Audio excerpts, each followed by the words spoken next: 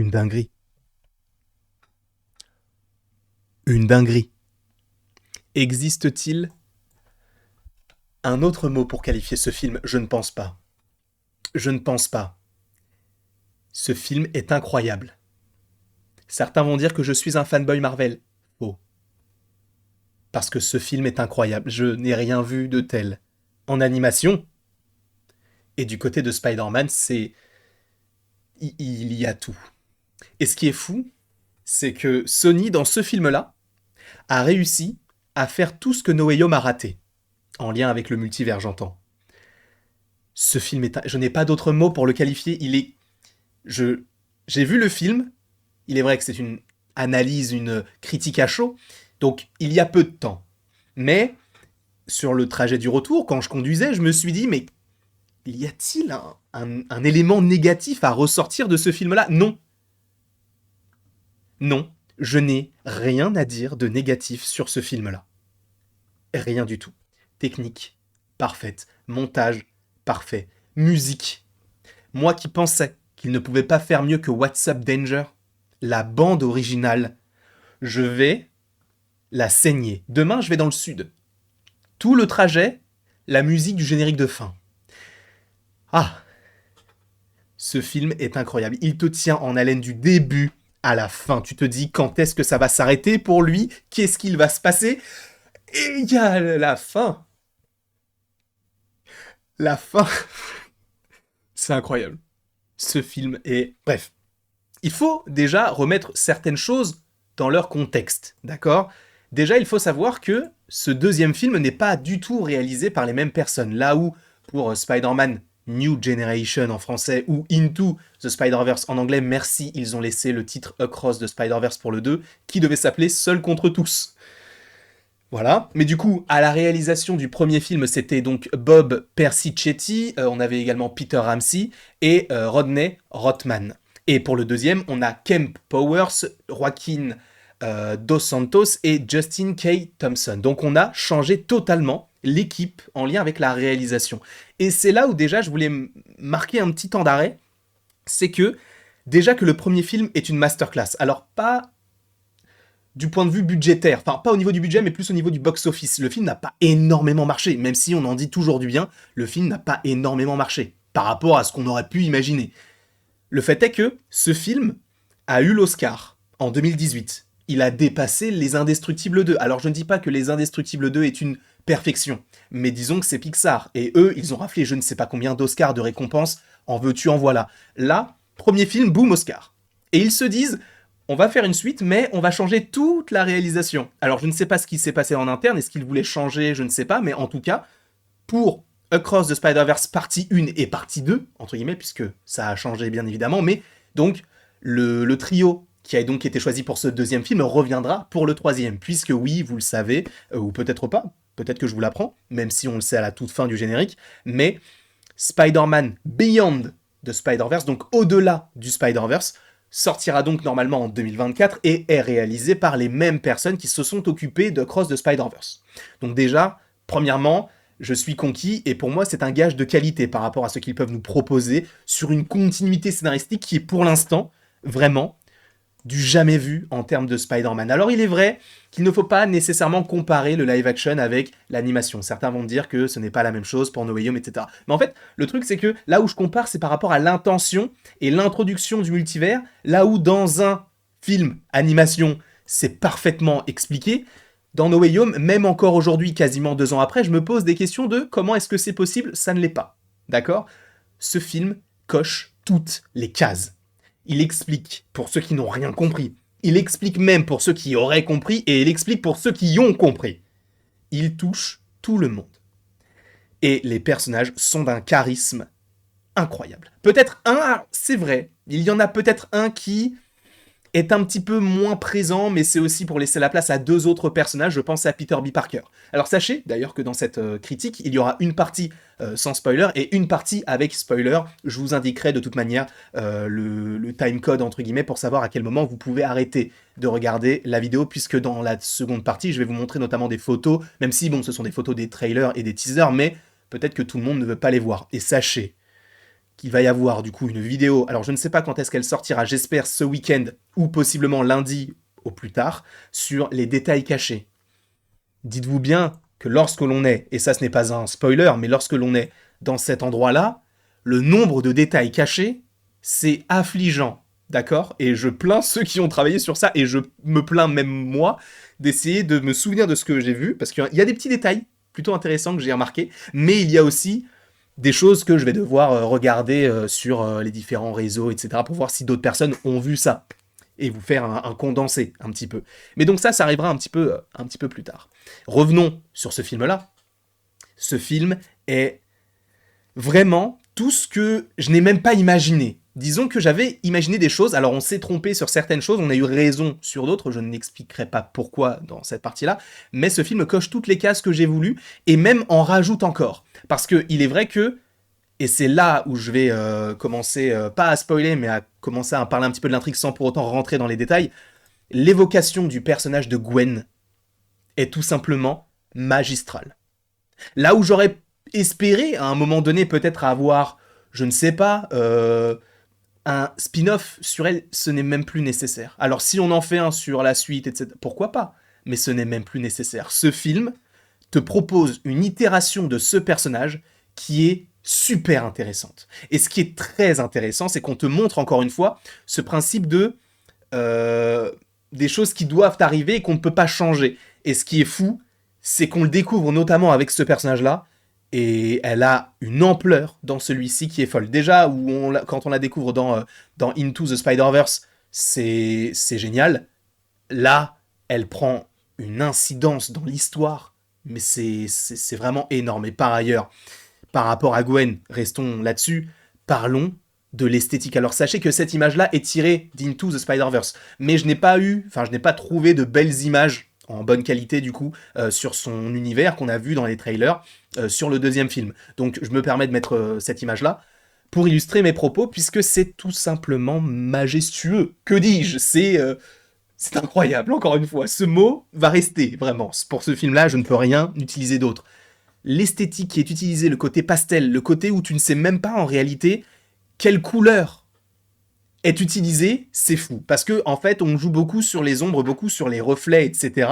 Et sur le côté où ça t'éblouit, mais où c'est un petit peu léger. Et je trouve que les couleurs ont super bien été choisies pour justement introduire ce personnage-là et cette nouvelle dimension. Parce qu'il faut rappeler quelque chose, c'est que ce film-là te montre pas moins de 7 techniques donc de dessin, ou en tout cas d'animation différentes. D'accord? Et on va pas toutes les voir dans cette vidéo-là, mais vous allez voir que quand vous allez voir le film, quand vous verrez le film, enfin du coup c'est la même chose, mais si vous avez vu, ou si vous voyez le film, ou si vous voyez le film dans plusieurs années, vous verrez que oui, il y a une volonté esthétique derrière tout cela, et ce film va, je pense, titiller les Oscars. Alors je ne dis pas qu'il va le gagner, parce qu'on ne sait toujours pas qui pourrait être contre ce film-là.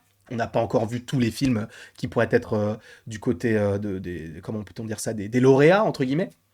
Donc, je pense que lui est un sérieux candidat. Et à voir ce qu'il y aura par la suite avec les autres films d'animation, mais celui-ci, oh mon dieu, je pense qu'il est bien parti. Il est même très très bien parti, puisque oui, l'animation est juste géniale. Vraiment, ce qui est très intéressant, c'est que du côté de Miles, d'ailleurs je vais essayer de vous trouver une photo, du côté de Miles, on reste sur un côté un petit peu flou, un petit peu dédoublé, entre guillemets, comme si on portait, vous vous souvenez, des lunettes 3D bleues et rouges d'un côté, vous savez, où ça a créé cette espèce de perspective via ces lunettes-là, même si bon, maintenant on a plus vraiment le bleu et le rouge, mais vous voyez ce que je veux dire. Eh bien là, c'est évidemment ce qui caractérise un petit peu l'aspect de Miles, c'est-à-dire que quand on voit les personnages, on les voit nets, mais si on se rapproche et si on essaye vraiment de voir chaque détail, on voit qu'ils sont un petit peu dédoublés avec un petit coup de crayon par derrière. C'est exactement la même chose pour les bouteilles, on ne les voit pas vraiment nets, surtout l'arrière-plan. Là, ce qui est très intéressant concernant du coup le monde de Gwen, entre guillemets, c'est que donc, comme je vous l'ai dit, il est pastel, et en fait, ce qui est cool, c'est que c'est très minimaliste, mais c'est hyper réaliste. C'est-à-dire que on le voit déjà dans Into the Spider-Verse, les immeubles, ça fait très jeu vidéo Spider-Man 2 sur GameCube, tu vois. Mais quand tu rentres vraiment dans cet univers-là, tu acceptes justement de te dire « Ok, c'est son univers, c'est comme ça, ce n'est pas autrement. Je rentre dans cet univers-là en connaissance de cause. » Et cet univers-là est vraiment mon préféré. Esthétiquement parlant, le côté violet, jaune, bleu, tout ça, ça fait que cet univers est vraiment particulier par rapport à celui de Miles, et c'est vrai qu'on aurait pu se dire, bah, comment est-ce qu'ils vont essayer de faire en sorte qu'on puisse justement bien délimiter chaque univers. Le truc, c'est que l'œil s'habitue tellement simplement, comme pour le premier film en réalité. Quand tu t'attardes et quand tu commences à regarder le premier film, tu te dis, les gars, je sais pas, je trouve que c'est un peu flou, et après en fait ton œil il s'accommode à ce que tu regardes, tu vois, et c'est ça que j'aime, c'est le fait que on te propose quelque chose de totalement différent, mais en fait la différence fait la force du film, par ailleurs, mais te permet de rentrer d'autant plus dans cet univers-là que tu ne connais pas. Parce que oui, supposément certaines personnes connaissaient un peu Miles des comics ou même du jeu vidéo. Alors je ne sais pas si le jeu vidéo était déjà sorti, mais je crois que oui, mais je suis pas sûr. Mais bref, on connaissait un petit peu Miles des comics, etc. Mais en animation ou même en live action, en tout cas au cinéma, c'était tout nouveau. Donc il se permettait notamment une double prise de risque, à la fois Miles, mais également l'animation qui était un petit peu différente. Et on voit que Into the Spider-Verse a permis d'ouvrir le champ des possibles. C'est pour ça qu'on a eu, alors je ne dis pas que c'est un rapport de causalité, mais on a eu aussi le Chapeauté 2 qui justement sort des carcans classiques de l'animation de DreamWorks pour se calquer un petit peu plus sur ce que peut faire Into the Spider-Verse. Et je pense qu'on va tendre beaucoup plus vers ce genre de film qui peut être hyper réaliste dans les détails, mais qui aussi peut rappeler un aspect un peu comics, cartoon, qui fait bien évidemment qui fait du coup sens avec l'animation dans sa globalité.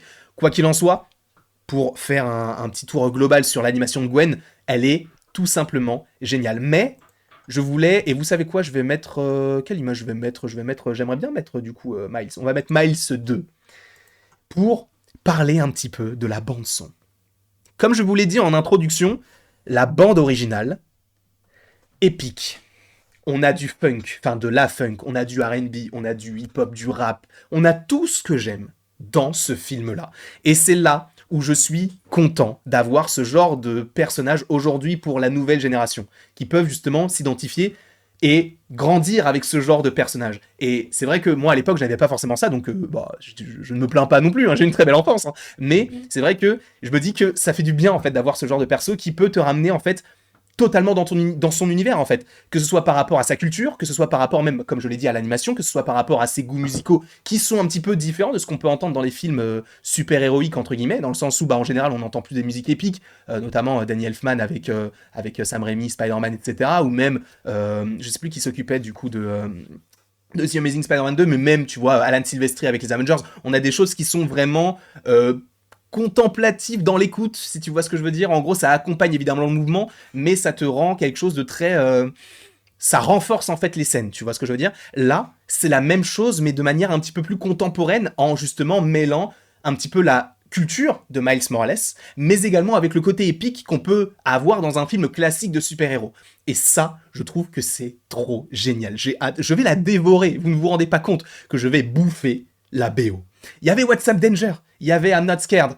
Bien sûr, il y avait ces scènes où... En fait, le truc, c'est que t'entends ces musiques-là, même Sunflower, t'entends ces musiques-là, tu penses au film. C'est ça qui est fou, en fait. Alors, évidemment, ces musiques-là sont aussi sorties pour le film, mais c'est vrai que de temps en temps, tu peux juste associer une musique avec un événement de ta vie. Moi, quand j'associe, du coup, ces musiques-là, pour moi, c'est le visionnage du premier film. Et c'était génial. Et là, quand je vais me réécouter toutes les musiques qu'on a eues dans ce deuxième film, je vais me dire, mais oui, mais en fait, ce film, il est génialissime. Alors, juste aussi, petite précision, puisqu'on est en train de parler un petit peu du son, de l'audio, etc. Personnellement, je l'ai vu en VF. Je vais le voir une deuxième fois, mais à nouveau en VF. Je pense que j'irai totalement le voir la semaine prochaine en VO, pour vraiment me mettre la voix d'Ellie Stenfeld, la voix de Brian Tyree Henry, bref, tous ces acteurs-là qui, par ailleurs, seront dans une vidéo à proprement parler sur les acteurs qui ont justement doublé du côté de Into the Spider-Verse et Across the Spider-Verse, mais qui ont également joué du côté du live action, du côté de chez Marvel. Mais quoi qu'il en soit, BO, incroyable, esthétique, incroyable, mais parlons aussi un petit peu, si vous le voulez, pour ceux justement qui n'ont pas encore vu le film, parlons de la psyché et de la relation des deux petits personnages. Déjà aussi ce plan, alors il y a un plan, alors je ne l'ai pas trouvé en bonne qualité, il y a un plan, pour moi c'est l'équivalent du Miles qui tombe, c'est ce plan là où tu as les deux tout en bas de l'écran, et du coup New York qui est au plafond et le ciel qui est en dessous. J'adore ce genre de plan. Alors tu vas me dire que c'est possiblement calqué par rapport à ce qui avait déjà été fait avant, mais je trouve que là ça fonctionne parfaitement bien. Je ne veux pas plus, je ne veux pas moins. En fait, ils ont réutilisé des codes déjà utilisés, mais ils les ont sublimés. Et voilà, là je parlais encore de l'esthétique de la, comment peut-on dire ça, de la, merde, j'ai pas le mot, de la disposition du coup des différents éléments qui composent le cadre.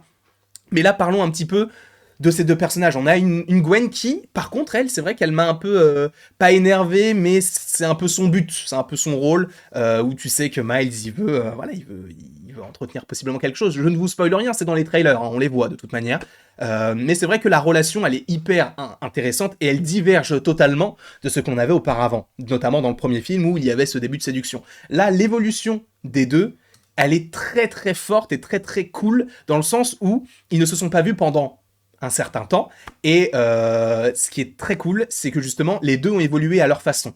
Gwen d'une manière, Miles d'une autre, je ne vais pas spoiler ici, même si je devrais, parce que du coup ça rentrerait en logique avec la critique, mais je trouve que l'évolution des deux fait que justement à un moment donné, ça ne peut plus vraiment se croiser, et les petites disconnexions qu'il y a entre les deux, encore une fois, pas de spoil, c'est dans le trailer, c'est hyper intéressant, et tu te dis, mais en fait, on se met du côté de qui? Et là, je vais rentrer dans une partie spoil. Ah, non, tu peux après, parce que là, je viens de voir qu'il y avait un autre personnage que je n'ai pas mentionné tout de suite. On va mentionner en fait tous les personnages les plus importants, et après, on rentrera dans une partie un petit peu plus spoil. Bon, les antagonistes, pourquoi pas, le vautour, c'est pas le plus intéressant, même si c'est une version que je ne connaissais pas du tout, qui diverge complètement de la version qu'on a eue du côté d'Adrian Toomes avec Michael Keaton, du côté, du coup, de Spider-Man Homecoming, mais également de Morbius. Et justement, le film peut expliquer quand même pas mal de choses par rapport à ceci, mais en tout cas, on a donc comment on appelle ça, ce petit vautour qui est là. Bon, il n'a pas forcément un immense rôle, ce n'est pas le méchant du film, puisque c'est surtout le personnage du coup de Spot qui va nous intéresser. Un personnage qui a une évolution très intéressante par rapport à... Putain, je peux pas en parler sans spoil, mais qui a une évolution assez intéressante, parce que c'est vrai qu'en fait, quand tu vois Spot et quand on te dit le méchant ce sera lui, tu te dis bah ça sera un méchant secondaire. Sauf qu'il prend une telle ampleur dans le film, il a une telle aisance dans son intention que en réalité ça en devient logique, son ascension vers ce qu'il veut vraiment. Et pour le coup, c'est un personnage qui m'a d'autant plus surpris par rapport à son début et sa fin, qui est assez succincte, mais qui justement nous permettent de comprendre que oui, en fait, on n'a pas besoin de le voir énormément, juste de savoir qu'il était là, c'est tout. Et je ne peux pas trop en dire, donc on va arrêter de parler de lui. On en parlera un petit peu plus dans la partie spoiler. Et bien évidemment, comment ne pas mentionner ce petit bonhomme qui est tout en haut, donc Miguel O'Hara, alias Spider-Man 2099, qui est donc un personnage qui est doublé en VO par Oscar Isaac, alias Moon Knight, alias Apocalypse dans X-Men Apocalypse. Ce personnage est plutôt intéressant. Disons que sur celui-ci, je n'ai pas forcément été... comment peut-on dire ça ? Je n'ai pas été surpris, on va dire. Je n'ai pas été surpris de... Quoique si au début, je ne l'imaginais pas aussi... amical, entre guillemets. Je pensais vraiment que ça allait être un antagoniste total, etc. Mais c'est vrai qu'on a une profondeur qui est très intéressante par rapport à ce personnage-là, une chose qu'on avait notamment imaginé en vidéo et même en live, on en avait parlé, ce qui pouvait être hyper intéressant, on en avait notamment parlé sur la chaîne d'Anto, n'hésitez pas, en description, il y aura bien évidemment sa chaîne, mais Spider-Man 2099, un très très bon personnage, et je pense que Sony devrait se dire, ok, l'animation c'est fait, maintenant si on passait au live action, parce que ne l'oublions pas, il faut le rappeler aussi, alors on en a déjà fait une vidéo qui n'est pas encore sortie, ou sortie, je ne sais pas exactement, mais j'ai fait une vidéo sur les futurs projets de Sony en live action, et on a du Hypnoslayer, on a du El Muerto, mais pourquoi ne pas nous proposer du Ben Reilly, du Spider-Man 99, des choses que les fans possiblement voudraient voir. Sony, n'hésitez pas à voir ce que vous faites vous-même, hein. C'est vous, Sony, qui le faites, hein. N'hésitez pas à voir ce que vous faites en animation pour le faire en live action. C'est une petite idée que je te soumets, après tu fais comme tu veux. Mais donc, voilà pour ce personnage-là, sans pour autant trop rentrer dans les détails. Et oui, le GOAT, pour moi, le meilleur personnage du film, c'est clairement lui. C'est clairement Miles Morales, et à partir de maintenant, on va rentrer dans une partie spoil. Donc si tu ne veux rien savoir concernant le film Spider-Man Across the Spider-Verse, quitte la vidéo dès maintenant. Ce personnage-là, il m'a fait penser à Cersei. Pour ceux qui ont vu Eternals, alors j'essaye en fait de faire des comparaisons un petit peu logiques par rapport à Marvel surtout. En fait, il m'a fait penser à Cersei. Parce que lui, en fait, son but, c'est d'empêcher que le capitaine de son univers, le capitaine de la police de New York, meure. ça arrivait dans tous les univers, et lui veut empêcher ça, puisque celui qui va être promu capitaine, c'est son père, donc il veut tout faire pour sauver son père. Sauf que, justement, pour rappel, Miguel O'Hara lui dit « Bah non frérot, ça ne se passe pas comme ça, c'est censé arriver, donc ça se passera, tu ne peux pas changer le destin. On est destiné à perdre des gens, quoi qu'on fasse, on en perdra. Donc, tu es censé perdre ton père. Il va mourir. » Sauf que ça ne plaît pas à Miles, et c'est là où j'ai trouvé ça intéressant. Et c'est pour moi le gros point fort du film, c'est le côté du point de vue. Parce qu'en réalité, Miguel O'Hara, il n'est pas méchant. Lui, tout ce qu'il veut, c'est sauver le multivers. D'accord ? Là où on le prend pour un méchant, c'est qu'on est du point de vue de Miles, puisque c'est le personnage principal.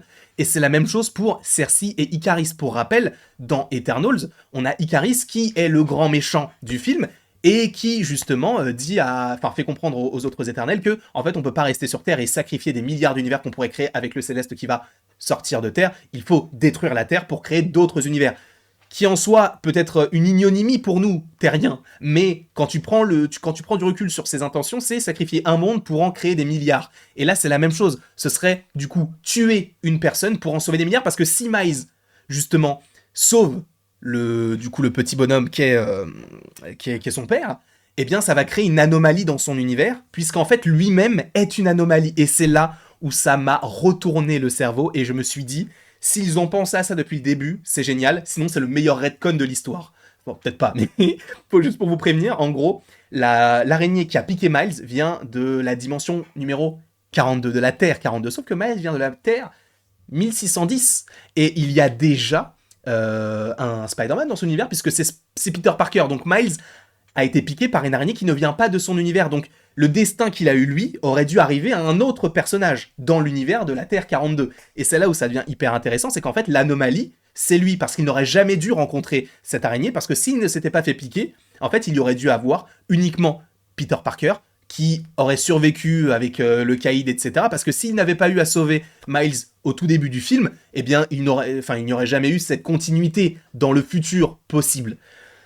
Et c'est là où c'est hyper intéressant, c'est qu'en gros, on est en train de te dire, bah en fait, c'est ta faute, même si ce n'est pas réellement ta faute, mais si tu t'étais pas fait piquer, si t'étais pas devenu Spider-Man, en fait, le Spider-Man de ton univers ne serait pas mort. Et t'as créé une anomalie, et il faut que tu la répares, c'est que, en fait, maintenant, t'es dans la mouise. Et c'est pour ça que, justement, c'est hyper intéressant. Et c'est là où j'en viens au côté où t'as Cersei et Ikaris, parce qu'en gros, Ikaris, ses intentions sont de sauver des milliards de personnes pour en sacrifier une. Alors évidemment, il ne faut pas sacrifier des personnes, mais c'est la même chose pour Miles. En fait, pour 2099, il se dit, des capitaines, on en a tous perdu, il y a une infinité de capitaines de la police, c'est censé arriver, donc laissons-le mourir. C'est comme ça, que ce soit ton père, que ce soit telle personne, on s'en fout, il doit mourir pour assurer la continuité du multivers. Et tu ne peux pas revenir dans ton univers pour sauver ton père, c'est mort. Tu dois le laisser mourir.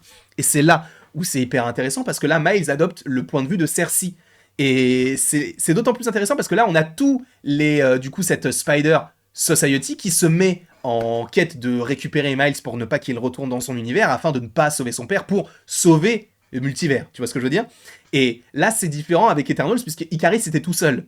Et tous les éternels, quasiment tous sauf Kingo, étaient là pour sauver un petit peu, totalement la Terre. Là où le seul personnage qui est là pour sauver la Terre, c'est Miles, puisque c'est sa Terre à lui. Le reste, il s'en moque, sauf qu'il peut causer énormément de problèmes sur le multivers, ou du coup le Spider-Verse. Même si, bon, je dis multivers, mais c'est le Spider-Verse, même si c'est un peu le multivers des araignées. Parce qu'ils ont appelé ça avec un autre nom, mais c'était hyper compliqué. Mais c'est là où j'ai trouvé que la complexité du personnage de 2099 était très intéressante. C'est pas juste un personnage un petit peu contrasté qui veut affronter Miles parce qu'il faut affronter Miles. En fait, il veut l'empêcher de commettre l'irréparable pour le multivers, sachant que lui, il n'a pas eu la vie qu'il aurait pu avoir justement dans un univers où il est mort, il avait un enfant, etc.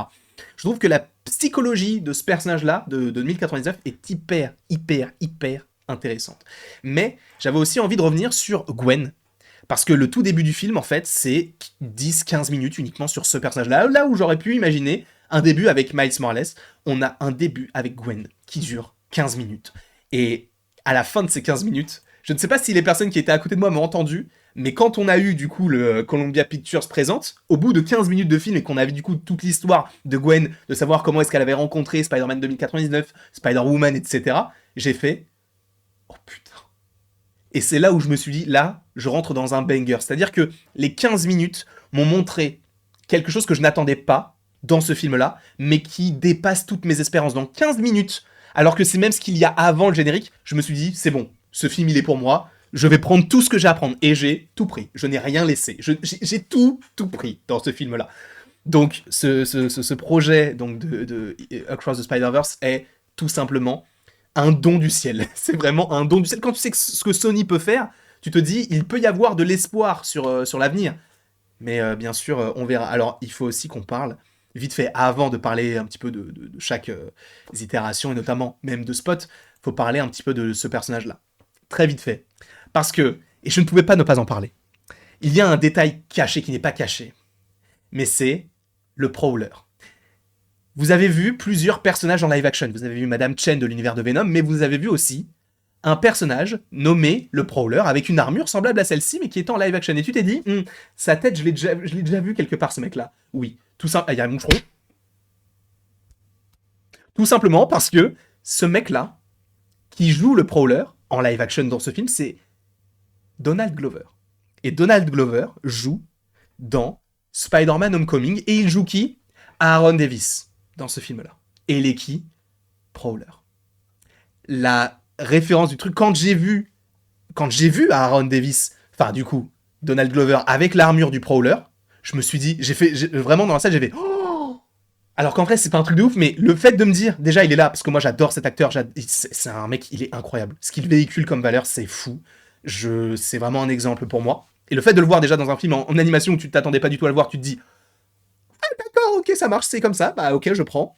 Et le fait qu'il ait le costume, tu te dis, en vrai, ça m'a mis un peu le seum parce que je me suis dit, en vrai, on aurait pu le voir dans Homecoming comme ça, on aurait pu la voir de cette manière-là, et ils ne l'ont pas fait, et du coup ça m'a un peu crispé, mais j'espère qu'on le reverra, parce que si on a un petit costume comme ça, est-ce que ça veut dire que oui, il retournera dans son univers? Je n'en sais strictement rien, mais est-ce qu'on pourrait la voir du côté de Sony, sachant que Donald Glover, on le sait, et pour le coup, lui, il serait plus du côté de Hypno Hustler.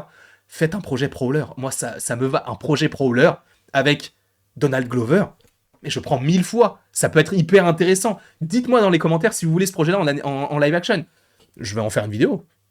Fort possible. Bref.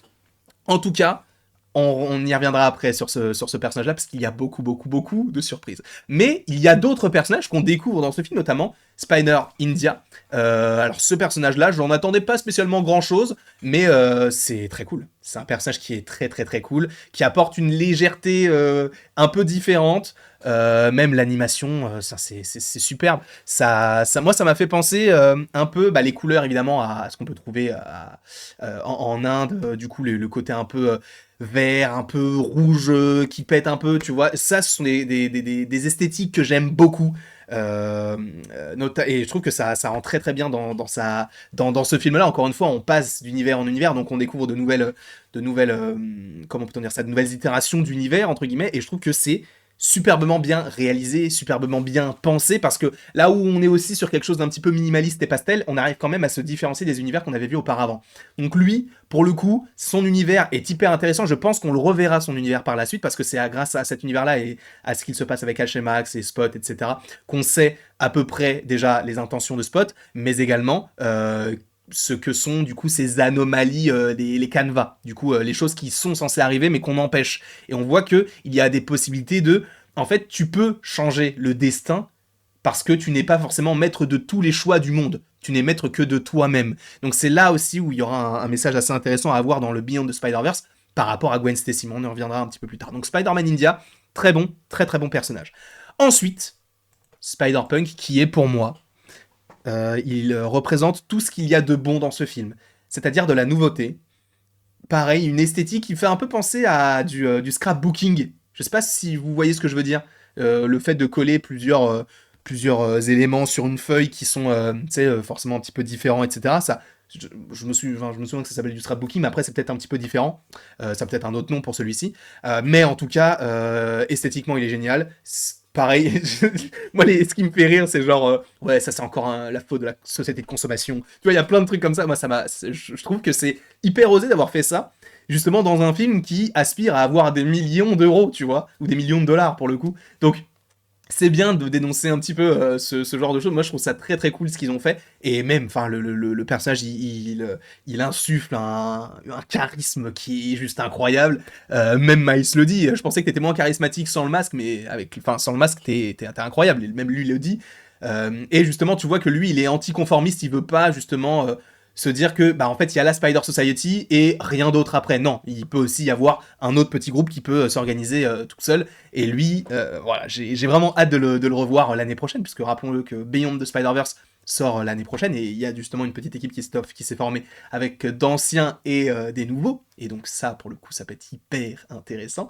Mais en tout cas, Spider-Punk, très très bonne surprise, Daniel Kaluuya près de sa voix, donc Daniel Kaluuya, pour ceux qui ne le sauraient pas, c'est tout simplement Wakabi dans Black Panther, c'est tout simplement l'acteur principal du film Get Out, c'est un acteur qui a reçu un Oscar récemment. C'est un très bon acteur et je suis très content de le retrouver. Alors, pour le coup, je n'ai pas eu cette chance encore de l'entendre, mais c'était très très cool en tout cas de découvrir ce nouveau personnage. J'espère un jour le voir en VO. Il y a aussi, du coup, je voulais vite faire revenir sur le personnage de Spot qui a vraiment la main mise sur ce film. C'est lui qui, en fait, il inspire une menace qui n'est pas nécessairement visible. C'est ça qui est hyper intéressant, c'est que tu sais qu'il est là, mais en fait, tu n'as pas besoin de le voir pour te dire que tu le sens. Et je trouve que c'est hyper intéressant d'évoquer ce personnage. Et c'est là où je voyais l'évolution du personnage. Là où au début, il était un peu genre, ouais, je veux prendre ma revanche, mais je comprends pas vraiment mon pouvoir. Et après, quand tu vois ce qu'il devient avec cette tâche donc ultime, et même, excusez-moi, mais c'est magnifique. C'est de, pour moi, c'est de l'art abstrait. Je sais pas ce que vous en pensez, mais c'est vraiment, bah déjà, c'est abstrait et pour moi, c'est de l'art. Donc c'est de l'art abstrait pour moi. Mais je trouve que c'est tout ce que j'aime en animation, c'est-à-dire, et même dans un film classique, c'est le méchant qui au début est pris un peu pour un nul, genre c'est une petite menace et tout, mais au final tu comprends un peu sa psyché parce que pour rappel, c'est quelqu'un qui travaillait chez Alchemax du coup dans l'univers de Miles. Je sais plus s'il était dans l'univers de Miles, je sais plus, mais en tout cas il travaillait chez Alchemax et en fait oui c'est contre lui qu'il a jeté le bagel dans le premier film et donc il est devenu la tâche quand donc la machine créée par Fisk pour retrouver sa famille a explosé tout ça. C'est un très très bon antagoniste. J'ai vraiment hâte de le voir dans le troisième film. Alors le fait qu'on n'ait pas forcément les héritiers avec l'étoile, etc., peut-être qu'on les verra plus tard, ça ne m'a pas du tout dérangé à ce moment-là en fait de ne pas avoir de combat final. Parce qu'en fait on est sur une partie 1 et une partie 2 entre guillemets, tu vois. Donc le fait qu'on n'ait pas de gros combat contre un antagoniste, voilà, même si on a une course-poursuite qui est très intense, on n'a pas de combat final à proprement parler, ça ne me dérange pas du tout. Parce que le film n'en a pas besoin. Ce film est tellement riche déjà en informations, en esthétique, en musique, etc., que t'as aussi des combats, mais ce n'est pas forcément ce qui prime. Les combats de Miles, tu vois, Miles dans ce film-là, il n'affronte pas un ennemi en particulier de manière assez puissante, entre guillemets, tu vois, il n'y a pas de gros combats comme ce qu'il avait fait avec Wilson Fisk. Il y a surtout cette course-poursuite à la fin avec tous les Spider-Man, et vite fait le petit combat, mais c'était un très très court combat avec Miguel O'Hara, mais c'est assez léger, tu vois, par rapport à la toute fin du film, et justement la toute fin du film, en fait, révèle quelque chose de juste incroyable plutôt qu'un gros combat. Et c'est là où j'ai trouvé que c'était intéressant, parce que là où justement on pourrait avoir des enfants parce que c'est aussi un film d'animation, donc c'est censé être familial, donc on n'est pas uniquement sur... on vise pas forcément les 18-24, on va dire, on vise aussi un jeune public. Et c'est pour ça aussi que peut-être que c'est une prise de risque de ne pas faire de combat final, sachant que les enfants, du coup, sont peut-être habitués à cela dans la plupart des films d'animation, de voir, notamment par rapport au Chapeau T2, pour ne revenir qu'à lui, avec donc la mort, etc. Il y a un combat très intéressant. Là, on n'en a pas. Et c'est pas nécessaire en vrai, t'as juste besoin d'une intention et de faire en sorte que ton intention soit la même du début à la fin, et moi ça me va. Je n'ai pas besoin de plus, je n'ai pas besoin de moins, c'était vraiment très très bien dosé, et j'ai vraiment vraiment hâte de voir la suite, puisque le retour de Prowler. Prowler, donc qui est l'oncle de Miles Morales, puisque je vous rappelle qu'à la fin, ça pour le coup, je m'y attendais. Je m'y attendais, bon, je trouve que là c'est peut-être un petit peu un moment où je me suis dit c'est un peu... C'est sûr que c'est ça. Parce qu'en fait, on le voit au début, son univers, c'est le 1610. Alors si tu fais pas forcément attention, tu peux l'oublier, tu te dis que quand il revient dans son univers, il revient dans son univers, sauf que non, il revient dans l'univers 42. Donc, d'où vient justement cette araignée. Donc, quand il revient dans son univers, il revient dans un univers qui n'est pas le sien et où le Prowler existe, mais ce n'est pas Aaron Davis, c'est Miles Morales. Et c'est là où je me suis dit, je m'y attendais, parce que je me suis dit, il y a forcément un Miles dans son univers, mais je m'attendais justement à à l'évocation de Miles, je m'étais dit, bah, peut-être que c'est un personnage qui s'est développé un peu plus. Et quand tu vois que Aaron Davis, il a plus justement le gant et qu'il le dit, ce n'est pas moi le prowler en fait. Et que tu vois Miles avec ses tresses, tu te dis, mais frérot, là dans le troisième film, ça veut dire que des menaces, il va y avoir Spider-Man 2099, il va y avoir Spot et il va y avoir son oncle, plus lui-même en prowler. Ça va être incroyable. Ce film-là, le troisième, en plus, c'est la même équipe qui s'occupe de tout ça. Hein. Donc on peut s'estimer heureux en se disant, on a aimé le 2, le 3 ne peut qu'être une dinguerie. Alors évidemment, non, c'est en fonction des goûts de chacun, c'est en fonction de l'évolution aussi du film. Mais le truc de le prowler dans cet univers-là, c'est toi, parce qu'en fait, l'araignée qui existait, en fait, a changé d'univers et elle est dans le tien, et ça ne devait pas du tout se passer comme ça, puisque tu es une anomalie. Boum, ça a donné quoi? Miles, qui est méchant. Et qui a perdu son père, par ailleurs. Ils sont trop forts. Ils sont trop forts. Pour moi, ce film est candidat d'office aux Oscars. Pour l'intrigue, qui te retourne un peu le cerveau. Alors pas forcément sur ça, mais le côté anomalie, ça m'avait surpris de me dire, ah mais oui, du coup peut-être que c'était ça, ok, je comprends. Le côté esthétique, la bande originale, le montage, la réal, tout est parfait. Je me mettrai un petit peu plus dans le film quand je le verrai en VO, je pense. Mais oui, il y a des moments qui sont très très forts. Et aussi, mention honorable, alors je n'ai pas de photo, mais mention honorable pour la maman de Miles qui a un rôle un petit peu plus important, même plus important que le père. Donc c'est très très important le côté maternel où elle ne veut pas qu'il s'émancipe, enfin pas qu'il s'émancipe, mais il grandisse trop vite entre guillemets. Et ça c'est justement je me suis beaucoup identifié à Miles à ce moment-là parce que moi je suis encore chez mes parents tout ça et c'est tu sais tu te dis bah en fait à un moment donné il va peut-être falloir que je parte, que je grandisse etc.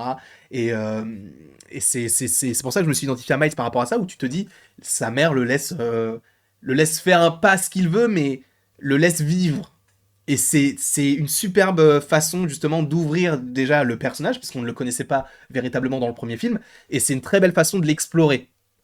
Donc j'ai hâte de la voir dans le troisième film. Donc si je devais donner une note à ce film, certains vont me dire que je suis un fanboy, que je ne fais qu'encenser le film. Alors oui, du coup, que je vous l'ai dit, il y a un point négatif, c'est Peter B. Parker, que j'ai trouvé un petit peu en deçà des autres, mais comme je vous l'ai dit, c'est par rapport au fait qu'on se concentre surtout sur Peter et sur Gwen. Mais surtout, enfin sur Peter, sur Miles et sur Gwen. Mais aussi, j'ai oublié, spécialement pour Anto, Spectacular Spider-Man. Spectacular Spider-Man. Il est dans le film, on le savait, puisqu'il est sur l'affiche. Il est notamment, attendez, je vais vous montrer juste là. C'est lui là. J'ai regardé avec Anto Spectacular Spider-Man. Cette série est bien trop sous-estimée. Sachez qu'une critique arrive ce week-end concernant ce film. Trop sous-estimée, mais c'est incroyable. À quel point personne, j'ai l'impression que personne la connaît, mais en même temps tout le monde la connaît. C'est assez paradoxal. Et en plus de ça, il parle.